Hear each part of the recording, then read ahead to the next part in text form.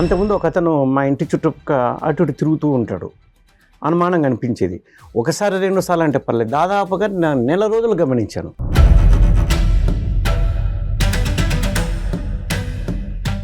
నేను కూర్చొని మందు తాగుతుంటే అటువైపున ఒక అతను ఏడుస్తున్నాడు. ఇదేంట్రప్ప ఎంజాయ్ చేయకుండా ఏడుస్తున్నాడు అని చెప్పి డౌట్ వచ్చి వెళ్ళాను, ఏమైంది కనుక్కుందామని. తీరా చూస్తే మా ఇంటి చుట్టుపక్కల అనుమానంగా తిరుగుతున్న చూడండి, ఆ వ్యక్తి ఈ వ్యక్తి.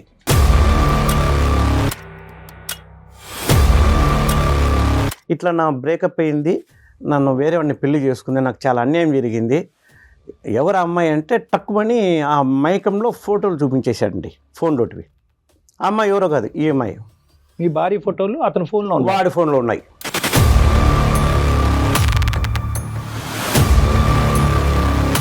అదే పెళ్ళని నెలకే ఎట్లా ప్రెగ్నెంట్ అవుతుందో నాకు ఇప్పటికీ అర్థం కావట్లేదు.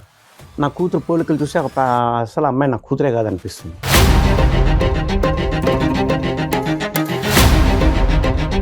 నాకైతే ఆ పాప పుట్టడం అనేది ఈయన వల్లే పుట్టింది సార్. ఎందుకు అని అంటే మేము ఆల్రెడీ పెళ్లికి ముందు కలిసాం సార్. ఫస్ట్ కలిసినప్పుడు ఆయన ప్రెగ్నెన్సీ వచ్చిందని చెప్పాను సార్. నేను ఇంకా ఎవరితో ఏ తప్పు చేసిందైతే లేదు సార్. ఏది పెళ్ళని నెలకేనా ఇంత స్పీడా?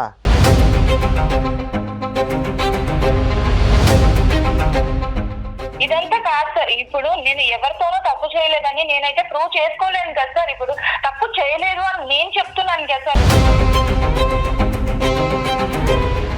జెనెటిక్ టెస్టింగ్ చేయడం ద్వారా బిడ్డ ఎవరి బిడ్డ అనేది తేలటం చాలా సులువైనటువంటి మార్గం. అది చేయించుకుని ఆ బిడ్డ మీ బిడ్డ అంటే కనుక ట్రాన్స్పరెంట్గా నమ్మకంగా మీ భార్యతో కంటిన్యూ చేయడానికి అవకాశం ఉందా లేదా?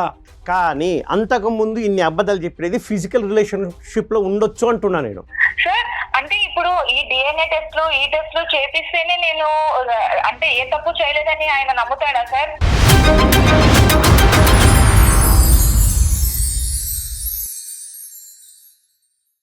అందమైన జీవితం కార్యక్రమానికి స్వాగతం. నమస్తే కళ్యాణ్ గారు. కళ్యాణ్ గారు, ఇప్పుడు మనం డిస్కస్ చేసే విషయం వైఫ్ అండ్ హస్బెండ్ మధ్య సమస్య అండి. సో మన స్టూడియోలోనే ఉన్నారు, మరి ఒకసారి పిలిచేద్దాం. సత్యనారాయణ గారు వచ్చేసేయండి అండి.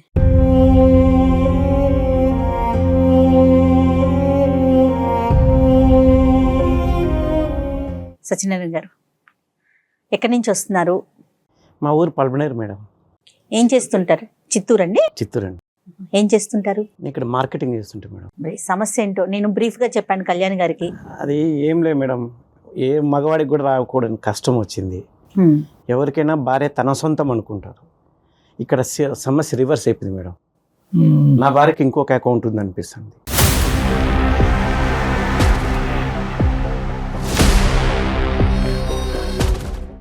అనిపించాను కదా, నాకు అన్ని రుజువులు ఉన్నాయి మేడం. నేను ఊరికి ఆషామాషిగా ఏం మాట్లాడట్లేదు. అసలు మీ పెళ్ళి ఎన్ని సంవత్సరాలు అవుతుంది? మా పెళ్ళి 4 సంవత్సరాలు అయిందండి. పెళ్ళైన తర్వాత నెలకే అమ్మాయి ప్రెగ్నెంట్ అని చెప్పింది మేడం.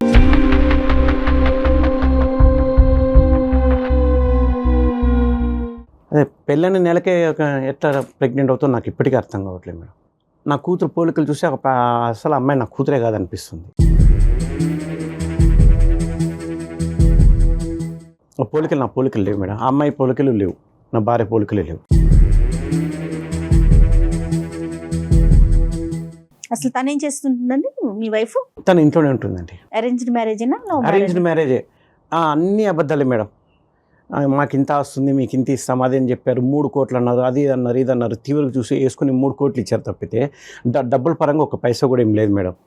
ఎప్పుడు ఏదో ఒక సమస్య, మళ్ళీ రివర్స్ నా దగ్గర తీసుకుంటారు వాళ్ళు. సో తెలిసిన వాళ్ళ ద్వారానే మంచి సంబంధమే కదా అనుకుని నేను కూడా ఏం పట్టించుకోలేదు. ఎందుకంటే పెద్దలు మాట్లాడుకున్నారు, మీరు మాట్లాడుకోండి. వారం 10 రోజుల క్రితం ఏమైందంటే ఒక అతను మా ఇంటి చుట్టూ అటు ఇటు తిరుగుతూ ఉంటాడు. అనుమానంగా అనిపించేది. ఒకసారి 2 సార్లు అంటే పర్లేదు, దాదాపుగా నెల రోజులు గమనించాను. మా ఇంటి వైపు చూసుకుంటూ పోతుంటాడు, చూసుకుంటూ వస్తుంటాడు. సరే ఏమో లే అనుకున్నాను. అంటే ఒకరోజు ఏమైందంటే నేను మా ఫ్రెండ్ పార్టీకి వెళ్ళాము. మా ఫ్రెండ్ తర్వాత వెళ్ళిపోయాడు. నేను కూర్చొని మందు తాగుతుంటే అటువైపున ఒక అతను ఏడుస్తున్నాడు. ఇదేంట్రప్ప ఎంజాయ్ చేయకుండా ఏడుస్తున్నాడు అని చెప్పి డౌట్ వచ్చి వెళ్ళాను, ఏమైంది కనుక్కుందామని. తీరా చూస్తే మా ఇంటి చుట్టుపక్కల అనుమానంగా తిరుగుతున్న చూడండి, ఆ వ్యక్తి ఈ వ్యక్తి. మీరు బాగా క్లియర్గా చూసారండి? నెల రోజులు గమనించాను మేడం. ఇక్కడ కూడా గుచ్చు చూశాను. ఈడే కదా కన్ఫర్మ్ చేసుకున్నాను. Okay okay. సరే ఏమైంది, తాగి ఎంజాయ్ చేయకుండా ఎందుకు ఏడుస్తున్నావు, ఆ, అంత ఎందుకు ఎక్కువ తాగావంటే నా సమస్య మీకేం తెలుస్తుంది సార్, ఎందుకంటే అత తాగిన మైకంలో నన్ను కూడా గుర్తుపట్టలేదు. కానీ నేను తెలిసే ఉంటాను కదా, ఎందుకంటే పెళ్లి చేసుకున్నాను, ఇవన్నీ విషయాలు తెలుసు కాబట్టి ఆ. ఆ అమ్మాయిని నేను పెళ్లి చేసుకున్నాను కదా. అతనికి తెలియటం ఏంటి? అదే ఇప్పుడు ట్విస్ట్, వాళ్ళిద్దరు లవర్స్ అంట. ఎలా చెప్తున్నారు సత్యనారాయణ గారు మీరు అది? ఆ అమ్మాయి చెప్పింది సార్. ఎప్పుడు చెప్పింది ఆ అమ్మాయి మీకు? నాకు మెల్లిమెల్లిగా ఒకటొక్కటి బయటపడుతూ వచ్చాయి కదా. అది పెళ్ళైన ఎన్ని సంవత్సరాల తర్వాత అని చెప్పింది? సంవత్సరం తర్వాత. సంవత్సరం వరకు జర్నీ బాగానే ఉంది, బాగానే ఉంది, అంత ఇబ్బంది ఏం రాలేదు.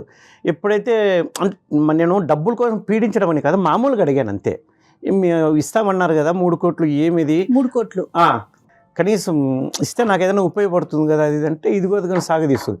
నాకు డబ్బు ఇవ్వకపోగా వాళ్ళ అమ్మకి బాగలేదు, వాళ్ళ నాన్నకు బాగలేదు అని చెప్పి ఇప్పుడు నా దగ్గర డబ్బులు తీసుకునేవాళ్ళు. సరే డబ్బు ముఖ్యం కాదు కదా అనుకోని నేను పట్టించుకోలేదు. మెల్లిమెల్లిగా నాకు ఎందుకు డౌట్ వస్తూ వచ్చింది. ఈ పాప కూడా పోలికలు కనబడలేదు నాకు. దాంతో ఏముందిలేండి, పోలికలు అంటే ప్రింటెడ్ గా ఉండవు, ఏమైనా జిరాక్స్ కాపీలా అండి? సరే అది కూడా ఒప్పుకుంటే మేడం, మేబీ రాకపోవచ్చు కూడా, ఎందుకంటే తరాల మధ్య తేడా ఉండొచ్చు కదా. సరే అది కాకపోయినా అమ్మాయి నాకన్నా 1 సంవత్సరం పెద్ద మేడం. మీకు చెప్పలేదు? అది అబద్ధమే. సర్టిఫికేట్ ఏమి తక్కువ వేయించేసి 1 సంవత్సరం తక్కువ వేయించుకున్నారు సర్టిఫికేట్లో. డబ్బుల దగ్గర అబద్ధము. మళ్ళీ పెళ్లి చేసుకొని వాళ్ళతో వీటితో తిరగడం, ఇవన్నీ అన్ని అబద్ధాలు. మొదట స్టార్టింగ్ లోనే మీరు ఒక పాయింట్ చెప్పారు, పెళ్లి అయితేనే పెళ్లి అయినటువంటి నెల రోజులకి నెల తప్పింది, ప్రెగ్నెంట్ అయింది అనేటటువంటి ఒక అంశం చెప్పారు. అక్కడి నుంచి స్టార్ట్ అయింది కదా. అవునండి. పోలికలు లేవు అని అన్నారు. అంటే ఖచ్చితంగా ఇక్కడ ఉండేటటువంటి అంశం ఏంటంటే నా భార్యకి వేరే మగాడితో పెళ్లికి ముందే ఒక రిలేషన్షిప్ ఉంది కన్ఫర్మ్ అనేప్పటికీ నాకు అప్పటి నుండి డౌట్ వస్తూనే ఉంది. చూద్దానండి, దాని గురించి సైంటిఫిక్ గా చాలా మాట్లాడుకోవచ్చు మనం, అది తర్వాత మాట్లాడదాం. కానీ అక్కడి నుంచి మీ ఆలోచనలో క్వశ్చన్ మార్క్ పడింది అనేది మీరు నాకు చెప్తున్నారు. ఎప్పుడైతే పాప పుట్టిన తర్వాత 9 నెలలు నిండిన తర్వాత, పాప కన్నా తర్వాత పాప పోలికలు కూడా మీ పోలికలకి దగ్గరగా లేదు అనేటటువంటి ఆలోచన మిమ్మల్ని ఇంకా మైండ్ ఇచ్చేసింది. మనస్తత్వం అంతా అక్కడ బయటపడింది సార్. అదే నేను అనడము, అంటే వీళ్ళు అన్ని అబద్ధాలు చెప్పారు, ఈ క్రమంలో ఇది కూడా అబద్ధమే కదా. ఈ పెళ్లి చేయడం దగ్గర నుండి అన్ని అబద్ధాలు అల్లుకుంటూ వచ్చారు. సో ఎట్లో వేరే ఏంటంటే ఈ అమ్మాయికి పెళ్లికి ముందు కూడా ఒక రిలేషన్షిప్ ఉంది, అది మీ అమ్మాయి కూడా ఒప్పుకుందని మీరు ఇందాక అన్నారు. ఒప్పుకుంది, పెళ్ళైనటువంటి బ్రేకప్ అయినటువంటి అంశం మీరు అడిగితే ఆ అమ్మాయి చెప్పలేదు. ఆ అమ్మాయిగానే ముందుకు వచ్చి నాకు ఒక రిలేషన్షిప్ ఉంది, అది బ్రేకప్ అయిందని చెప్పింది. ఆ అమ్మాయి నేనే గుచ్చి అడిగాను. మీరు అడిగారు? అమ్మాయి అసలు ఏం చెప్పలేదు. ఏం అడిగారు సార్? ఎందుకు అడిగారు? నాకు అనుమానం వచ్చింది కదా సార్. ఏం అనుమానం వచ్చింది? పాప పెళ్ళైన నెలకే కడుపు రావడం ఏంటి, దాని తర్వాత పోలికలు లేవు. ఎప్పుడైతే అనుమానం వచ్చిందో నాకు అన్ని త్రూ అవుట్ ద ప్రెగ్నెన్సీ, అంటే పెళ్ళి అయినటువంటి 1 నెలకి నెల తప్పింది అనేటటువంటి ఆలోచన మీకు ఉంటే కనుక త్రూ అవుట్ ద ప్రెగ్నెన్సీ మీరు అమ్మాయిని గుచ్చి అడుగుతూనే ఉన్నారుగా, ఏంటి ఇంత తొందరగా ఎలాగైంది? అంత తొందరగా నిర్ణయం తీసుకోలేదు, అడగలేదు. మొదటిసారి ఏమలే అని పట్టించుకోలేదు. కానీ ఎందుకు మెల్లిమెల్లిగా ఒక్కొక్కటి నన్ను వాళ్ళు డబ్బు కోసం పీడించడము, దాని తర్వాత ఇలా అరే ఇన్ని అబద్ధాలు చెప్పారంటే కూడా ఇది కూడా అబద్ధమే. సో అడిగితే కనుక కొన్నిసార్లు ఏమని చెప్పింది అనే డౌట్ వచ్చింది. నెలకే ఎట్లా నీకు కడుపు వస్తుంది అంటే, ఇంతకుముందు ఏదే నా అకౌంట్లో ఇస్తున్నావా అంటే, లేదు అట్లా కాదు అని. సరే ఏ రోజు ఆ రోజు నా పనిలో నేను పడిపోవడం, మళ్ళీ మర్చిపోవడం, మళ్ళీ గుర్తుకు వచ్చినప్పుడు, మనసు బాధగా ఉన్నప్పుడు మళ్ళీ అడిగితే కనుక ఏదో ఒకటి తప్పించుకునేది ఎప్పటికప్పుడు. సో తీరా చూసి ఈ మధ్యన అదే పనికి తిరగడము, మా ఇంటి చుట్టూ 1 రోజు 2 రోజులు అంటే పర్లేదు మేడం, నెల రోజులు గమనించాను. తొందరపడి నిర్ణయం తీసుకోలేదు. నెల రోజులు అన్న తర్వాత వాడు మళ్ళీ అక్కడకు ఏడుస్తున్నాడు. ఏం మాట్లాడాడు? సరే వాడు నన్ను గుర్తుపట్టలేదు ఆ మైకంలో. సరే ఏమైంది అది అంటే, ఇట్లా నా బ్రేకప్ అయింది, నన్ను వేరే వాడిని పెళ్లి చేసుకుంది, నాకు చాలా అన్యాయం జరిగింది. ఎవరు అమ్మాయి అంటే టక్కుమని ఆ మైకంలో ఫోటోలు చూపించేశాడండి, ఫోన్ లోటివి. ఆ అమ్మాయి ఎవరో కాదు, ఈ అమ్మాయి.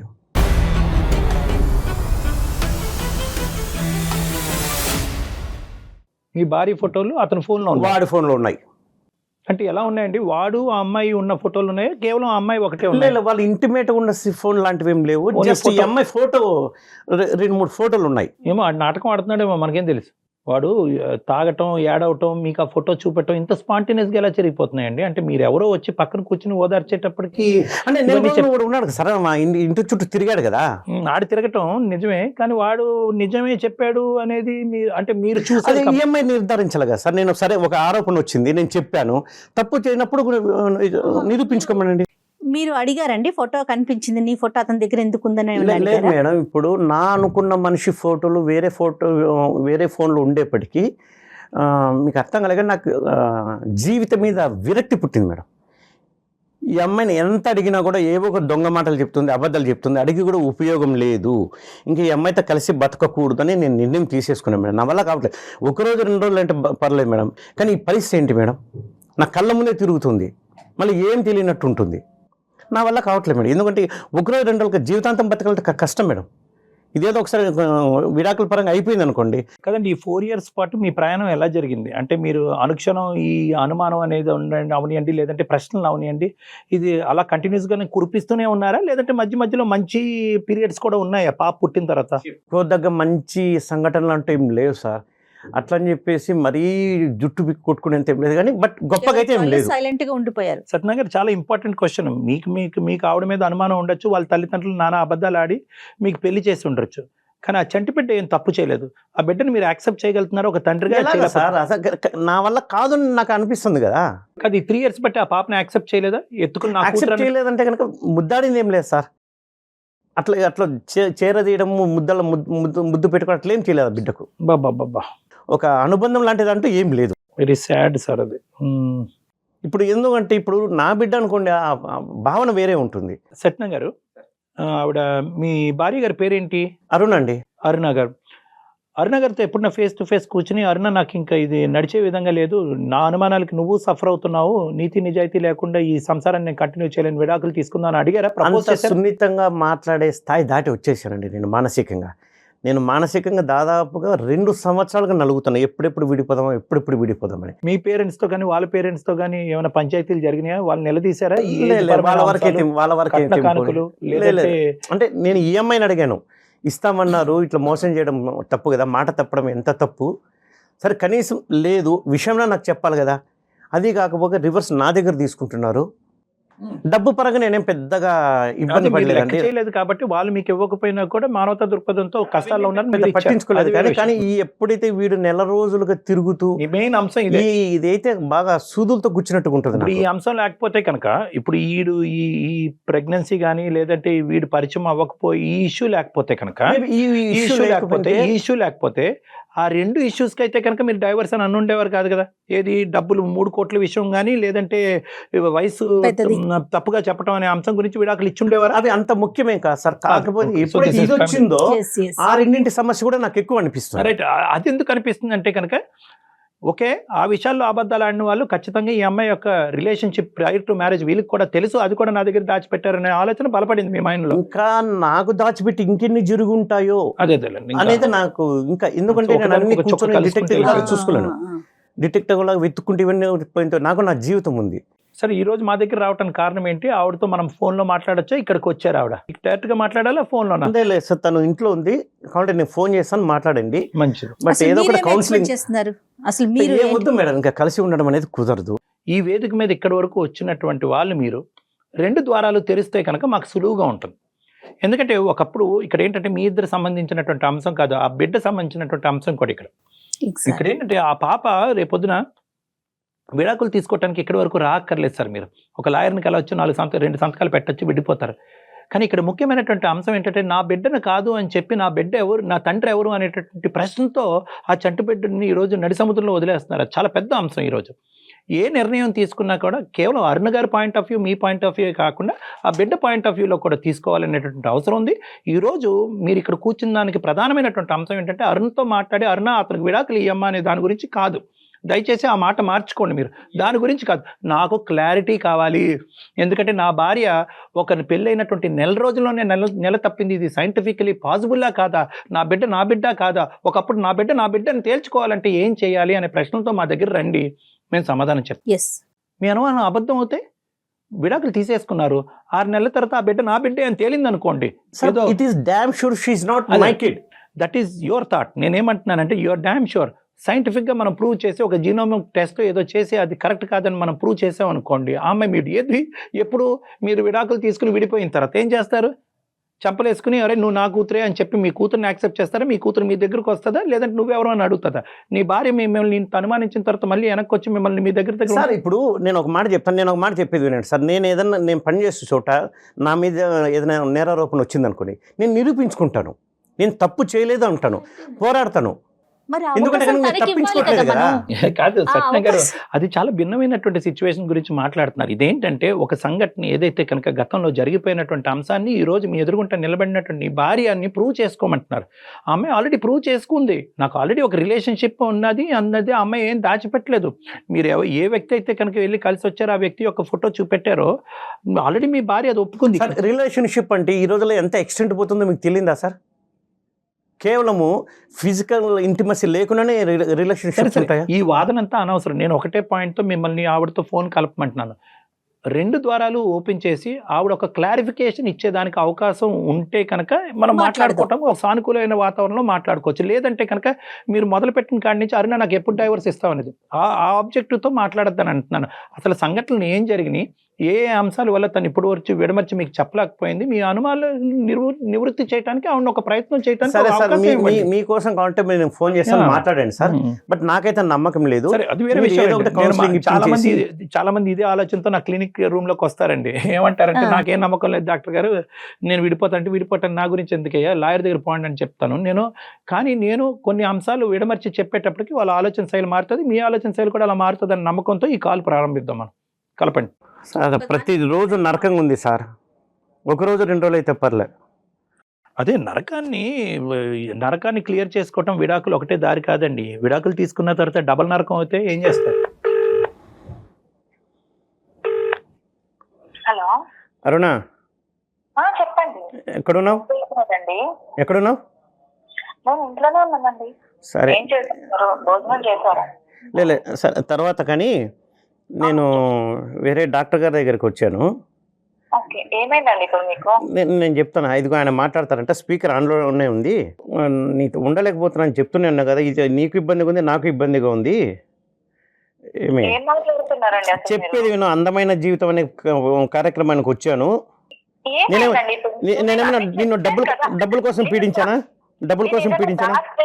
నేను ఏదైనా దాచుకుంటే మీ దగ్గర ఏదైనా దాచి పెడితే మీరు ఇలా మాట్లాడాలి. నేను అన్ని మీకు ఓపెన్ గా చెప్పినప్పుడు మీరు ఇంకా ఎందుకు బాధపడుతున్నారు, ఇంకా ఎందుకు ఇలా మాట్లాడుతున్నారు? సరే, అవన్నీ చెప్పేది విను. అవన్నీ తర్వాత ముందు ఈయనతో, మేడంతో, సార్తో ఒకసారి మాట్లాడు. లైన్లో ఉన్నారు, స్పీకర్ ఆన్లోనే ఉంది. ఓకే, ఇవ్వండి, మాట్లాడతాను. నమస్తే అమ్మా. నమస్తే సార్. ఒక ముఖ్యమైనటువంటి అంశం, మీరు ధైర్యంగా మాతో మాట్లాడతాను అని అన్నప్పుడే మాకు అర్థమైంది. అంటే కనుక మీరు కొన్ని ఫ్యాక్ట్స్ పాలు పంచుకోవాలనే ఉద్దేశంతో మీరు ఉన్నారు అనేది అర్థమవుతుంది. అయితే మేము అడిగేది ఏంటంటే, సార్ ఆల్రెడీ సత్యనారాయణ గారు ఆల్రెడీ ఇక్కడ కూర్చుని ఎందుకు ఈ పెళ్లి, ఇది పనికిరాని పెళ్లి, దీనివల్ల ఏం ఉపయోగం, దినదిన గంట నూరేళ్ళ ఆయుష్ అన్నట్టు టార్చర్ అనిపిస్తున్నావు, నా కూతురిని యాక్సెప్ట్ చేసుకోలేకపోతున్నాను, నా భార్యని యాక్సెప్ట్ చేయలేకపోతున్నాను, విడాకులకి ఏ విధంగా ముందుకెళ్తే బాగుంటుంది అనే ఆలోచనతో నేను ఇక్కడ వచ్చి కూర్చున్నానని అని అంటున్నారు. ఫస్ట్ నేను చెప్పేది వినండి సార్. చెప్పండి, అదే చెప్పండి. ఇక్కడ అన్ని నిజాలే చెప్పాను సార్. ఇప్పుడు ఒక విషయం సార్, పెళ్లి అనేది ఎందుకు అబద్ధం అని అంటున్నారు అని అంటే, ఆయన కంటే నేను 9 months పెద్ద.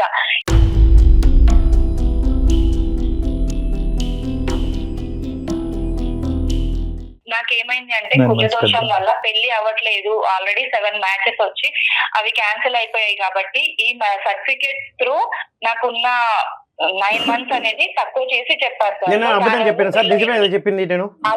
అది కూడా నేను చెప్పాను సార్. నేను పెళ్లి అయిన తర్వాతే చెప్పాను సార్, కాదు అనట్లేదు. కానీ నేను ఆల్రెడీ ఆయనకి చెప్పాను, ఎందుకంటే కుజదోషం వల్ల నేను ఇలా చేసుకున్నాను సార్. మొదట ఎందుకు చెప్పలేదు సార్?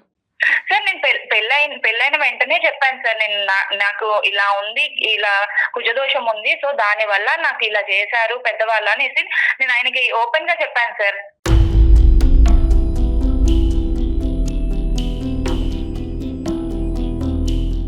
ఓకేనమ్మా, దాని వరకు అర్థమైంది మాకు. ఓకే, కుజదోషం ఉందా లేదా అనేది ఎవరి నమ్మకం వాళ్ళది. కానీ ఇక్కడ ఏంటంటే, దీంతో పాటు చాలా అంశాలు సత్యనారాయణ గారి మైండ్లో ఉన్నాయి కాబట్టి ఈరోజు ప్రతిదీ అబద్ధమే, ఈ పెళ్ళే అబద్ధము, ఈ ప్రేమే అబద్ధం అనే నిర్ణయానికి వచ్చారు. వాస్తవానికి అది చాలా చిన్న ఇష్యూ. ఇంకేంటమ్మా ఈ 3 కోట్ల అంశం ఒకసారి చెప్పండి. 3 కోట్లు ఇస్తాను అనే వాగ్దానం ఏదో చేశారంట. చెప్తున్నాను సార్, 3 కోట్లు అంటే అక్కడ మా పేరెంట్స్ కి నేను ఒక్కదాన్నే సార్. నేను ఒక్కదాన్నే కాబట్టి ఆస్తి అంతా నా కూతురికే ఇస్తాను అని చెప్పారు. కరెక్టే, కాదని నేను అనట్లేదు సార్. ఇప్పుడు ఏమైంది అని అంటే, మా ఫాదర్ కి హెల్త్ ఇష్యూ వచ్చేసి దాని వల్ల బైపాస్ సర్జరీ చేయించడంతో, అంటే 2 ప్రాపర్టీస్ గా ఉంది సార్. దాని వల్ల ఒక ప్రాపర్టీ అమ్మ అయితే వాళ్ళు హెల్త్ ఇష్యూస్ కోసం క్లియర్ చేసుకున్నారు సార్. ఓకే, అదేనండి. ఓకే. అంటే ఇంకోటి ఉందా ఇంకొక ప్రాపర్టీ ఉంది. ఉంది సార్, ఉంది. ఓకే, మరి ఆ విషయం మీ హస్బెండ్ కి తెలుసా అండి? తదనంతరం మాకు ఇస్తారు కదా సార్. కానీ ముఖ్యమైనటువంటి అంశం ఏంటంటేనమ్మా, ఈ నెల రోజులు నిండక ముందే నెల తప్పటం, పెళ్లి అయినటువంటి నెల రోజులు నిండక ముందే నెల తప్పటం. సార్, అది కూడా నేను చెప్తాను సార్. దానికి కూడా ఏంటి అని అంటే, ఆల్రెడీ నాకైతే ఆ పాప పుట్టడం అనేది ఈయన వల్లే పుట్టింది సార్. ఎందుకు అని అంటే మేము ఆల్రెడీ పెళ్లికి ముందు కలిసాం సార్.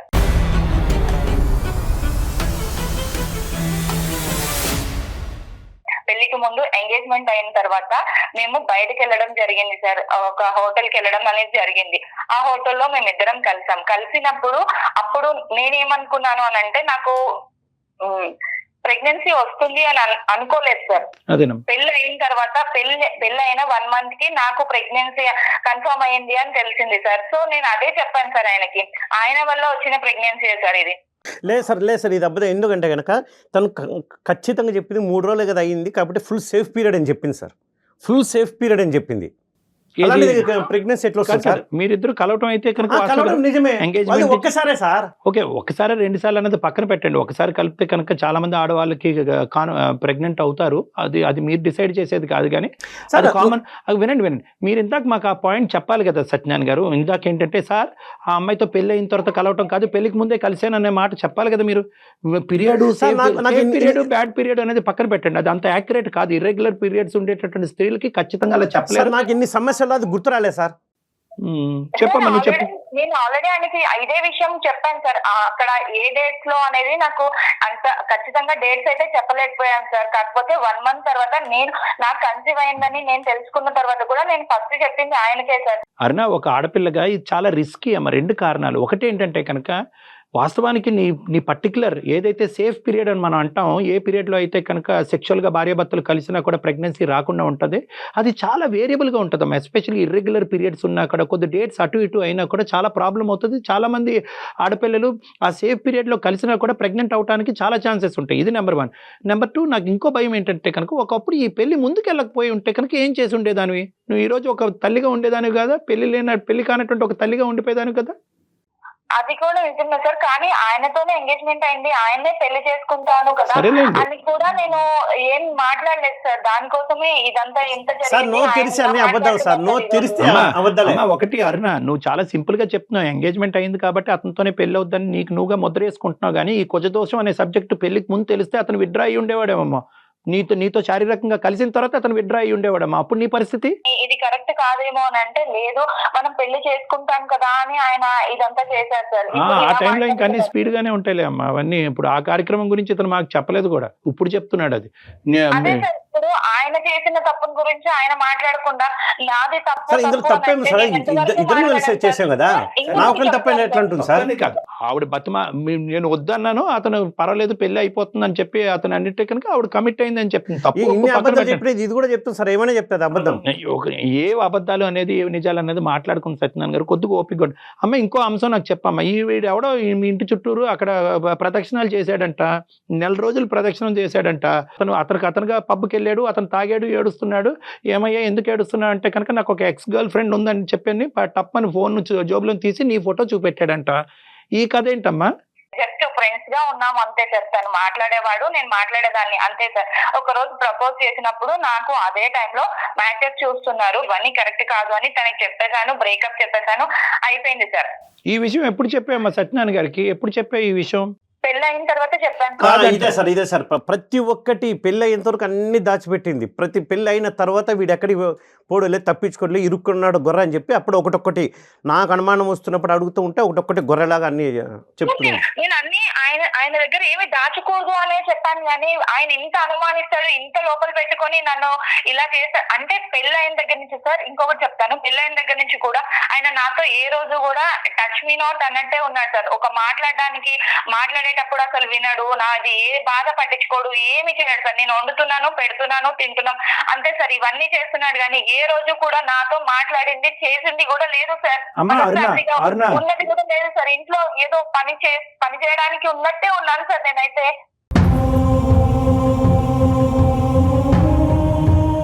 పెళ్ళైనటువంటి ఒక నెల రోజుల లోపు ఎప్పుడైతే కనుక నువ్వు నెల తప్పే అనేటటువంటి వార్త అతనికి మొదటగా వినిపించావో ఆ రోజు నుంచే అతని మనసు మారిపోయింది. ఇది రాంగ్ మ్యారేజ్, రాంగ్ ట్రాక్ లోకి వెళ్ళిపోయింది నా జీవితం అనేది అతను ఫిక్స్ అయిపోయాడు. కాబట్టి నువ్వు ఇప్పుడు డిస్క్రైబ్ చేసిన ప్రవర్తన అంతా కూడా దాని పరిణామమే.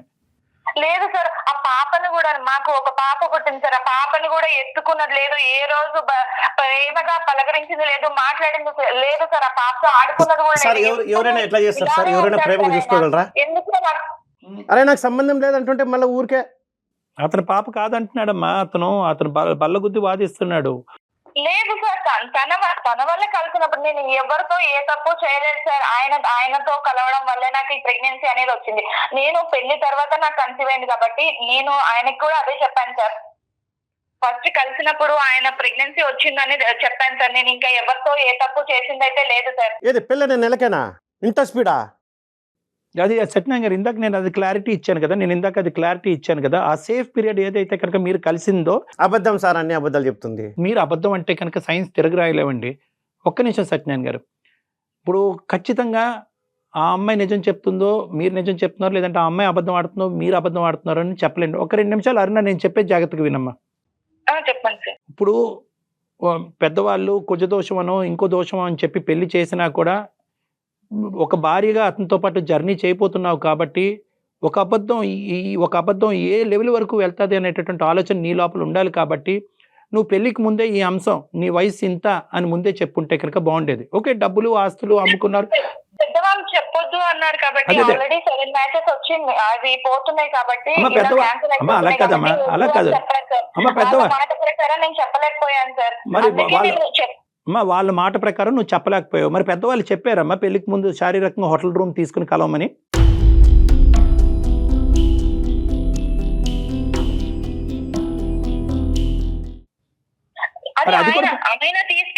ఆయన తీసుకుని వెళ్ళి ఆయన అది మాత్రం ఆయన, ఇది మాత్రం పెద్దలు.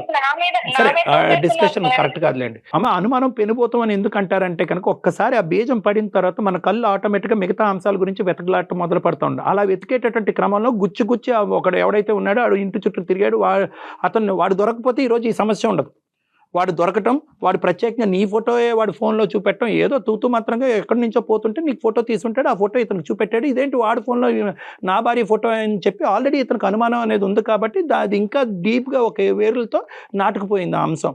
అంటే అన్నీ కలగలుపుగా అతని మైండ్ పొల్యూట్ చేసింది. సమాధానాలు నువ్వు చెప్తున్నావు కరెక్టే, ఏమంటే అది కాదండి ఇది కాదండి అని చెప్తున్నాడు. కానీ అతను నీ నోటి ద్వారా సమాధానాలు వినాలి అని అనుకోవట్లేదు. ఎందుకంటే తప్పు చేసిన దాన్ని నువ్వు అని అతను అనుకుంటున్నాడు కాబట్టి నీ నోటి ద్వారా సమాధానాలు అతను చల్లబరచట్లేదు. ఫైనల్గా మా దగ్గరకు వచ్చి ఏంటంటే ఇవేమీ కాదండి, నేను ఏమీ వినాలని అనుకోవట్లేదు, నా భార్య దగ్గర నుంచి నాకు విడాకులు ఇప్పించండి అనే అంశంతో ఇతను వచ్చి ఇక్కడ. ఇదంతా కాదు సార్. ఇప్పుడు నేను ఎవరితోనో తప్పు చేయలేదని నేనైతే ప్రూవ్ చేసుకోలేను కదా సార్. ఇప్పుడు తప్పు చేయలేదు అని నేను చెప్తున్నాను కదా సార్. నేను చెప్పినప్పుడు ఆయనతో నేను పెళ్లి చేసుకుంటాను అని ఫిక్స్ అయిన తర్వాత కదా సార్ నేను ఇదంతా చేసింది. నేను ఇప్పుడు ఆయన కాదు అని అంటే నేను ప్రూవ్ చేసుకోవడానికి ఎలా ప్రూవ్ చేసుకోలేను కదా సార్. నీ మాటలో నువ్వు మాట్లాడే తీరు, నీ యొక్క పద్ధతి వ్యవహారం అనేది ఎంతో కొంత విశ్లేషించే కెపాసిటీ నాకుంది. నేనైతే మాత్రం ఖచ్చితంగా నువ్వు నిజాయితీ పర్రాలే అన్నట్టుగా నేను మాట్లాడగలను. కానీ ఇక్కడ నమ్మకం రావాల్సింది నాకు కాదు, నీ భర్తకి. సో ఇక్కడ ముఖ్యమైనటువంటి అంశం ఏంటంటే మీ ఇద్దరు ఇప్పుడు ప్రధానమైనటువంటి అంశం ఏంటంటే పెళ్లికి ముందే నువ్వు వేరే వ్యక్తితో కలిసేవా, ఇతనితోనే కలిసేవా, ఈ బిడ్డ అతని బిడ్డ నీ బిడ్డ వేరే వాళ్ళ బిడ్డ అనేది తేలితే కనుక సరిపోతుంది. కాబట్టి నా ఉద్దేశం ఏంటంటే మీరిద్దరూ ఏకీభవిస్తే కనుక మీ ఇద్దరు నా దగ్గరికి వస్తే కనుక నేను సర్టిఫై చేస్తాను ఫర్ జీన్ టెస్టింగ్. మీ ఇద్దరికి ఓకే అంటే కనుక, అంటే దానికి ఒక డాక్టర్ యొక్క సర్టిఫికేట్ కూడా కావాలి. మీకు మీరుగా వెళ్ళి ఒక నిమిషం సత్యనారాయణ గారు, ఇది ఒక సజెషన్, కొద్ది పూర్తిగా వినండి. ఎందుకంటే ఇందాక నేను చెప్పాను ఇది కేవలం ఒక భార్యాభర్తల అంశం కాదు, ఏ పాపం పుణ్యం ఎరగనటువంటి ఒక బిడ్డ జీవితం కూడా. నేను ఇందాక ఒక హైపోథెటికల్ స్టేట్మెంట్ చెప్పాను. ఈమె ఎంత కాలాంతరంలో మీకు తెలియదు కాబట్టి మీరు ఇలా పుస్తకం ముందుకు వస్తున్నారు. కానీ మిమ్మల్ని కూడా మాయ చేస్తుంది సార్, ఏదో ఒకటి చేస్తే దొంగ రిపోర్ట్ మేడం. అంత టాలెంట్ ఉంది. నేను సజెస్ట్ చేస్తాను. నన్ను ఇన్ని రోజుల నుంచి నేను భరిస్తూ వచ్చాను సార్. అన్నిటికీ మాట్లాడుతున్నట్టు చూడండి సార్. ఇప్పుడు నలుగురిలోనూ తీసుకొచ్చి నన్ను ఇలా చేస్తున్నట్టు చూడండి సార్. ఎడ్యుకేటెడ్ పర్సన్ సత్యనారాయణ గారు, మీరు అంత అమాయకుల్లాగా మాట్లాడకండి దయచేసి. మీ అనుమానం మీకు అనుమానం ఉండొచ్చు, కానీ సైన్స్ ని, రిపోర్ట్లని, డాక్టర్లని అందరినీ మూకుమ్మడిగా అనుమానం పెట్టి అందరినీ అవమానించేటటువంటి విధంగా మీరు మాట్లాడకండి. కాదు కళ్యాణ్ గారు, ఇప్పుడు తను మాట్లాడే వర్షన్ వింటూ ఉన్నాం, ఆయన చెప్పేది విన్నాం. ఇప్పుడు ఏంటండి సొల్యూషన్, ఏంటి, ఏం చెప్తారు మీరు? అమ్మా ఇప్పుడు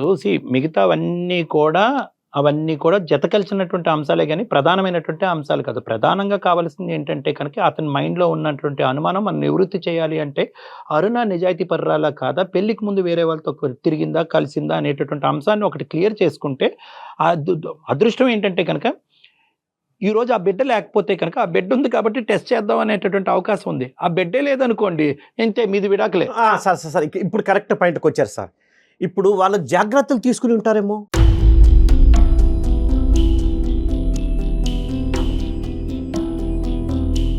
వాళ్ళిద్దరు జాగ్రత్తలు తీసుకుని ఉంటారు కదా. చూడండి, ఒకటి ఇప్పుడు అనుమానం అనేటటువంటి దానికి మనం నిచ్చెన వేస్తే కనుక అది ఎక్కడికో వెళ్ళిపోతుంది. సత్యనారాయణ గారు, మీరు ఒక ప్రైమరీ ఒక నిమిషం అరుణ నన్ను ఇలా మాట్లాడుతున్నప్పుడు ఆయన కాదు సార్, ఫస్ట్ నేను ఇచ్చేస్తాను సార్, ఇలాంటి మనిషితో నాకు వద్దు సార్.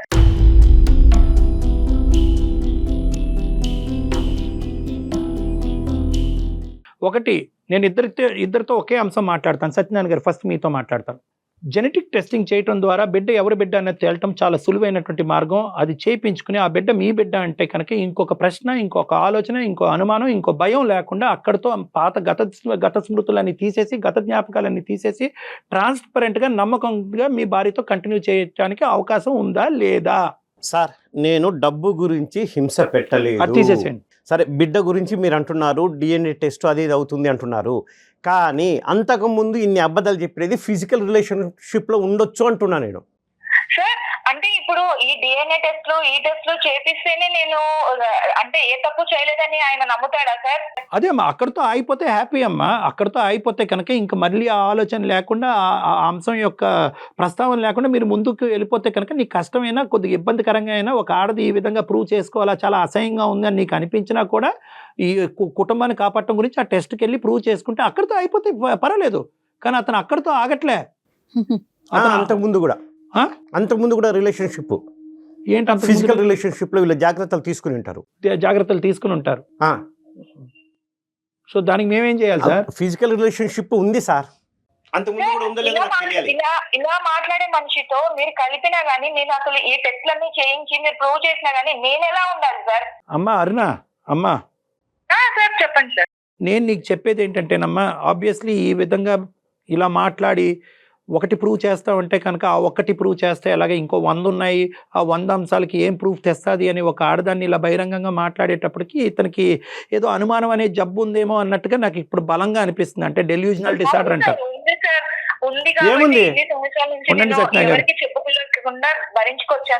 ఇతని ఆలోచన అనేది ఇంకో తప్పుదోవలో వెళ్ళిపోతుంది. కాబట్టి మీరు ఇద్దరు నా దగ్గరికి రండి, మీరిద్దరూ నా కౌన్సిలింగ్కి రండి. ఎందుకంటే మీరిద్దరూ కాదు, ప్రధానంగా అతను కూడా రావాలి, అతనితో పాటు నువ్వు తోడుగా.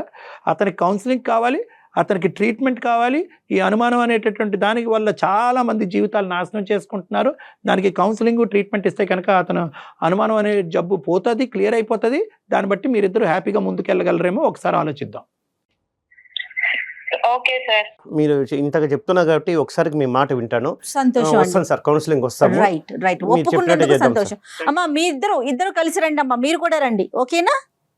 Okay madam. రైట్. కానీ అప్పటి వరకు మీ ఇద్దరు ఇంట్లో గొడవలు కానీ అలాంటివి ఏం పెట్టుకోకండి, డాక్టర్ గారి దగ్గరికి వెళ్ళే వరకు కూడా. Okay madam. రైట్. బై అమ్మా, ఆల్ ది బెస్ట్ అమ్మా. Aruna, thank you sir. Thank you అండి, థ్యాంక్ యూ, నమస్తే. మా విన్నపాన్ని మన్నించినందుకు థ్యాంక్ యూ.